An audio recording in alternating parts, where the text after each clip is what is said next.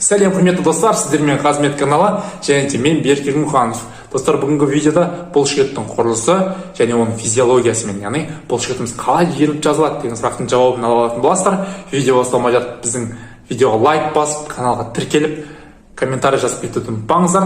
Ал кеттік, бұлшықетпен танысайық. Бұлшықеттер.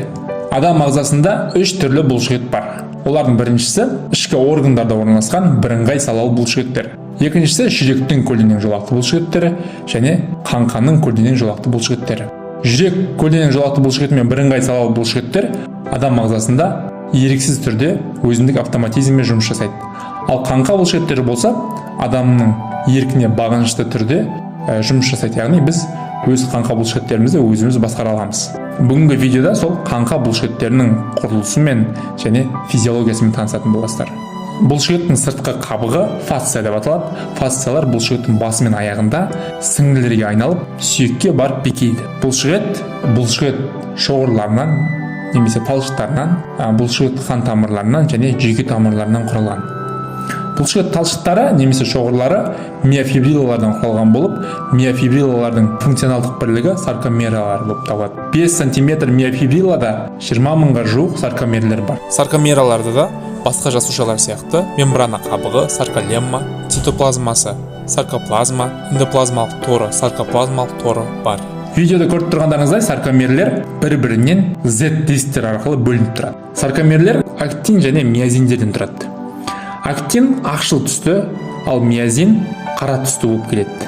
Саркомердегі миозиндік аймақ А-диск деп аталады. Олардың ортасында өткен сызық М-сызық деп аталады. Ал миозиннің ортасындағы актинсіз ашық аймақ H-аймақ деп аталады. Саркомер дисктеріне бекінген актин жіпшелеріндегі миозині жоқ аймақ I-диск деп аталады. Бұл жерде көріп тұрғандарыңыздай миозин талшықтары жоқ, тек қана актиндер бар. Актин жіпшелерінде бұлшықеттің жиырылуына қатысатын регуляторлық белоктар бар. Олар тропамин және тропомиозиндер. Тропамин өз кезегінде 3 түрге бөлінеді: I, C, T тропаминдері.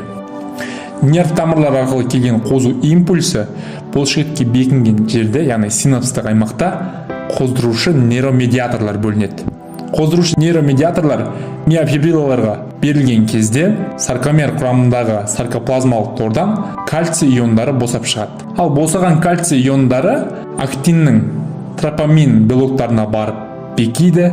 Тропамин белоктары мен кальций біріккен кезде тропамин белоктары тропомиозинді өзіне тартып қысып алады. Сол кезде миозиннің ұштары актинге бекіп, актин-миозин көпірі түзіледі. Осы кезде миозин актинді алдыға қарай ығыстырады. Ал енді сарколемманың аймақтарына келсек, мана айтып өткенімізде бізде H аймағы бар, яғни актині жоқ аймақтары бар. Ал осы миозин ұштары актинге бірігіп, актинді ығыстырған сәтте осы H аймақ толықтай жоқ болып кетеді, актиндер бір-бірімен ұштасады. Осы сәтте біздің бұлшықеттеріміз толықтай жиырылады. Әрбір саркомерде осындай процесс жүргеннен кейін біздің бұлшықеттеріміз жиырылады.